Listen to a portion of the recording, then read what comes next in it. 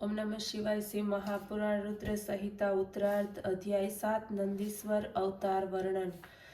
नंदीश्वर बोल्या કે જ્યાં જઈને હું ધીરજતાપૂર્વક એકાંતમાં જઈને કઠિન તપ કરવા લાગ્યો, જે મુનિઓને પણ દુર્લભ છે, ત્યારે આવા તપમાં સ્થિત થતાં જ પાર્વતી સહિત શિવ ત્યાં પ્રગટ થયા અને મને કહેવા લાગ્યા, હે શિલાદના પુત્ર, હું તમારા તપથી સંતુષ્ટ છું. તમે ઘણું જ શ્રેષ્ઠ તપ કર્યું છે. હું તમને વરદાન આપું છું. તમારા મનમાં જે હોય તે વરદાન માંગો. આ સાંભળીને હું જરા અને શોકનાશક શિવજીની સ્તુતિ કરવા લાગ્યો.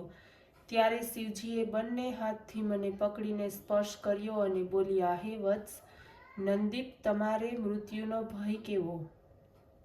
એ બંને બ્રાહ્મણોને પણ મેં જ મોકલ્યા હતા, પરંતુ તમે તો મારા જ સમાન છો, તેમાં કંઈ શંકા નથી. તમે સુહજનો સહિત અજર અમર દુઃખ રહિત અવિનાશી અક્ષય અને મને પ્રિય છો. તમને ઘટપણ તેમજ મૃત્યુ પ્રાપ્ત નહીં થાય. આ પ્રમાણે કહીને શિવજીએ પોતાના મસ્તક ઉપરની માળા મારા કંઠમાં આરોપી આ માળાને પહેરી જાણે હું ત્રિનેત્ર અને 10 ભુજાવાળો બીજો કોઈ શિવ બની ગયો છું. પછી શિવે મને પોતાના હાથેથી પકડીને કહ્યું, કહો હવે તમને બીજું કયું શ્રેષ્ઠ વરદાન આપું.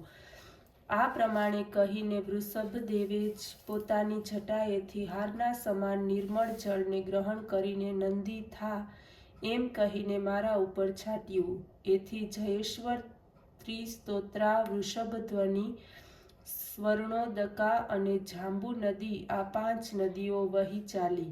આ સ્થાનનું પંચનદ નામ પડ્યું, જે આજે પણ જયેશ્વરની નજીકમાં છે.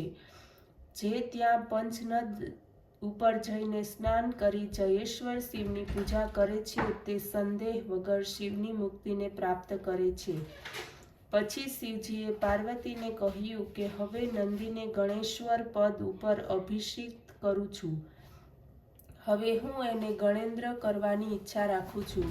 તમારી શું સંમતિ છે? આ ઉપર પાર્વતીજીએ કહ્યું, હે દેવેશ પરમેશ્વર, આ નંદીને આપ મને આપી દો. હે નાથ, આ શિલાદ પુત્ર આજથી મારો પરમ પુત્ર થયો છે. પશ્ચાત પરમ સ્વતંત્ર ભક્ત વત્સલ શિવજીએ પોતાના સમસ્ત ગણોને બોલાવીને કહ્યું, આ નંદીશ્વર મારો પુત્ર છે. એને મેં સર્વ ગણોનો અધિપતિ બનાવ્યો છે. એ મારા પ્રિય ગણોમાં મુખ્ય છે. આ જ પ્રમાણે તમે મારા વચનનું પાલન કરો. આજથી તમારા સર્વનો એ સ્વામી છે.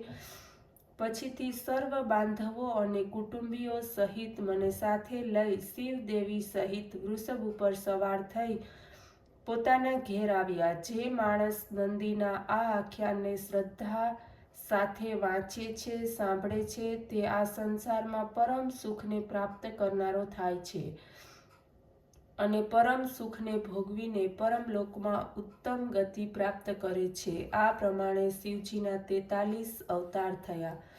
અધ્યાય 8 ભૈરવ અવતાર.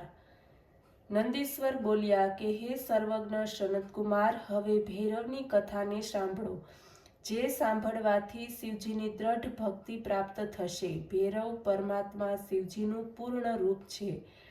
એક વખત સુમેરુ પર્વત ઉપર બેઠેલા બ્રહ્માની પાસે જઈને દેવતાઓ નમસ્કાર કરી કહેવા લાગ્યા, હે દેવોના દેવ, હે સૃષ્ટિના રચયિતા, અવિનાશી તત્વ શું છે એને આપ પર્યાર્થ રીતે બતાવો. ત્યારે શિવજીની માયાથી મોહિત બ્રહ્માએ તત્વને નહીં જાણતા છતાં એના ભાવને કહેવા લાગ્યા, હે ઋષિઓ, હું એ અવિનાશી ભાવને યથાર્થ રૂપે કહું છું.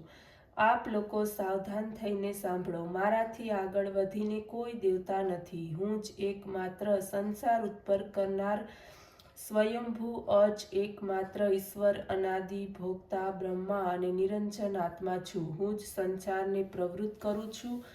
મારાથી મોટો કોઈ દેવતા નથી. એ સમયે આ પ્રમાણેની વાતચીત ચાલી રહી હતી. ત્યાં મુનિઓ સાથે વિષ્ણુ પણ હતા.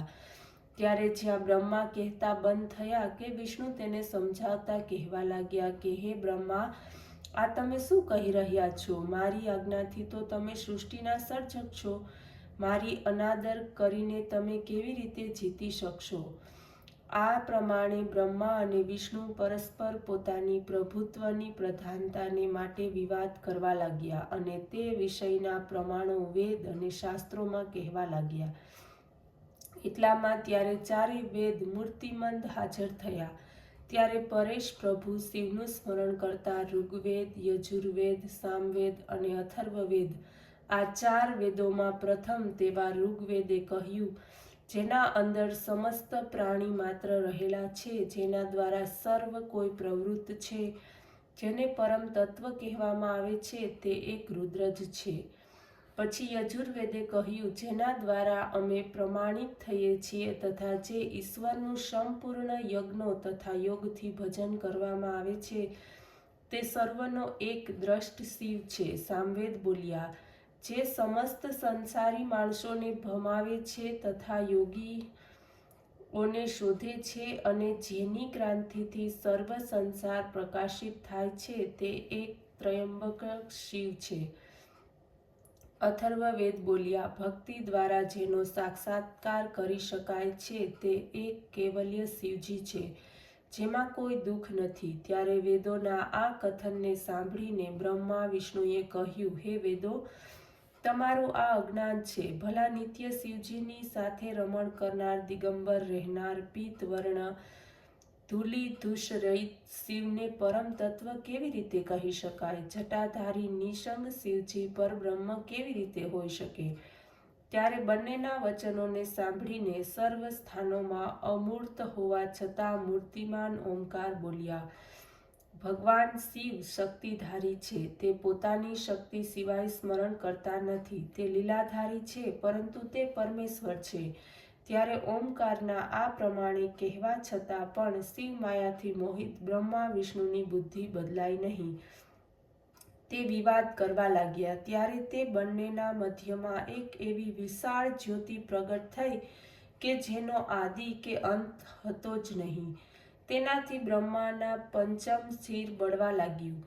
એટલામાં ત્રિશૂળધારી નીલ લોહિત તત્ક્ષણ ત્યાં પ્રગટ થયા અને કહેવા લાગ્યા, હે નીલ લોહિત, હે ચંદ્રશેખર, હે રુદ્ર, ભય ન કરશો. હું તમને ઓળખું છું. તમે પહેલા મારા મસ્તકથી પ્રગટ થયા છો અને રુદન કરવાને કારણે જ મેં તમારું નામ રુદ્ર રાખ્યું હતું. હે પુત્ર, મારા ચરણમાં આવો, હું તમારું રક્ષણ કરીશ. ત્યારે બ્રહ્માની એક અહંકારપૂર્ણ વાણીને સાંભળીને શિવજીએ ઘણો જ ક્રોધ આવ્યો. તેમણે પ્રલય કરવાની ઈચ્છા કરી. પછી તો તેમણે તે જ ક્ષણે પોતાના ક્રોધથી ભૈરવ નામના એક પુરુષને ઉત્પન્ન કર્યો અને કહ્યું કે, હે કાલ ભૈરવ, તમે આ બ્રહ્મા ઉપર શાસન કરો, પછી સંસારનું પાલન કરો, કારણ કે તમે સાક્ષાત કાળના સમાન છો. આ કારણે તમે કાલ ભૈરવ છો. તમે પોતાના ભક્તોના પાપને તત્કાળ નાશ કરો. આથી તમારું નામ પાપ ભક્ષણ પણ હશે. હે કાલરાજ, મારી મુક્તિપુરી કાશી સર્વપુરીથી મોટી છે. હું તમને હંમેશા માટે એનું આધિપત્ય આપું છું. એ પુરીમાં જેટલા પાપી હશે, તમે એને હંમેશા દંડ દેજો. ત્યાંના શુભાશુભ કર્મોને ચિત્રગુપ્ત હંમેશા લખ્યા કરશે. શિવની પાસેથી આ પ્રમાણેનું વરદાન ગ્રહણ કરીને કાલ ભૈરવે તત્કાળ પોતાની ડાબી આંગળીના નખના અગ્રભાગથી બ્રહ્માનું મસ્તક કાપ્યું. ભયભીત બ્રહ્મા સતરુદ્રીયનો પાઠ કરવા લાગ્યા. સતરુદ્રીયનો મંત્ર જપ કરવા લાગ્યા. બ્રહ્મા અને વિષ્ણુને જ્ઞાન થઈ ગયું. હવે બંનેએ શિવજીના પરબ્રહ્મ પરમાત્મા જાણ્યા. અહંકાર દૂર થતા જ્ઞાન થયું. ત્યારે બ્રહ્મા અને વિષ્ણુ અહંકાર રહિત જાણીને મહેશ્વર બંનેને અભયદાન આપ્યું. પછી ભક્ત વત્સલ મહાદેવજી પ્રસન્ન થઈને બંનેને ધૈર્ય આપી પોતાની કપરદીની ભૈરવ મૂર્તિથી કહેવા લાગ્યા, હે નીલ લોહિત, તમે આ બ્રહ્મા વિષ્ણુને મનાવતા બ્રહ્માના કપાલને ધારણ કરીને એના આશ્રિત થઈને ભિક્ષાવૃત્તિ કરતા સંસારમાં બ્રહ્મ હત્યાના ભયને દૂર કરો. આ પ્રમાણે કહીને મહાદેવજીએ તરત જ ત્યાં બ્રહ્મ હત્યા નામની એક કન્યા ઉત્પન્ન કરી કપરદીને કહ્યું, આ કન્યા કાશીમાં પહોંચી તે પહેલાં તમે કાશી પહોંચી જાઓ. જ્યારે તે ત્યાં આવી પહોંચે ત્યારે તેને કહેજો કે તું આ વારાણસીને છોડીને જ્યાં જવું હોય ત્યાં જા. પછીથી જ્યારે એ સર્વ જગ્યાએ ફરીને કાશી આવશે ત્યારે મુક્તિને પ્રાપ્ત કરશે. આ પ્રમાણે એને બ્રહ્મ હત્યામાં પ્રવૃત્ત કરીને તે અંતર્ધ્યાન થઈ ગયા. ઓમ નમઃ શિવાય.